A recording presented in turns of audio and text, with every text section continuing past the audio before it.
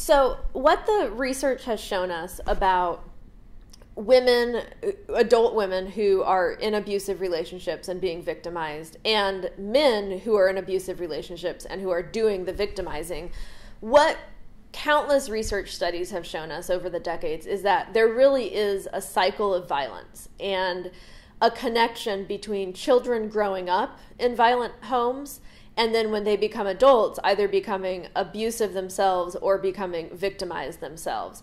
So, for example, research has shown us that many boys who grow up either being abused themselves or witnessing domestic violence in which their father is harming their mother, when those boys grow up, very, very sadly, they become abusive towards their female intimate partners.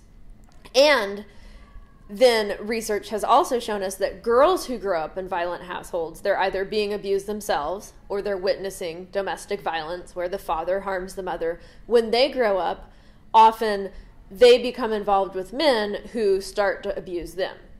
So there's a very well-established record that there's this obvious direct connection between children surviving violence or seeing violence when they're kids. When they grow up, then they become involved in abusive relationships. And so often, a lot of the women I've worked with over the years who have survived intimate partner violence have expressed this concern to me and this fear to me. They say, there must be something wrong with me that I'm attracting bad men. There's something about me that makes these bad men just seek me out. And so they feel really worried about that, obviously. And they say, I need to fix myself somehow. And it's certainly true that if those women have been in a series of relationships with abusive partners over the years, they probably do have low self-esteem to a certain extent.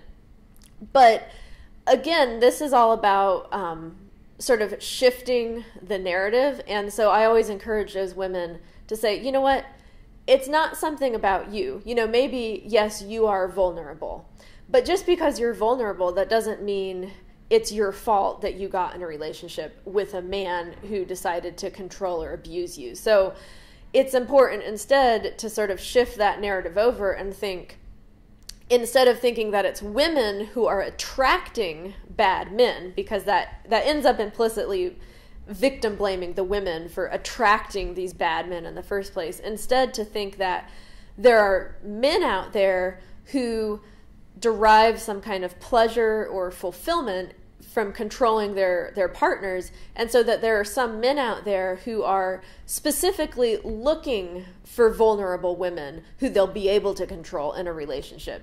So I think it's very important that we shift that conversation over, instead of talking about women who bounce from bad man to bad man and sort of blame them for doing that. Instead say, well, let's focus now more on these men, and why is it that they're seeking out women who have low self-esteem?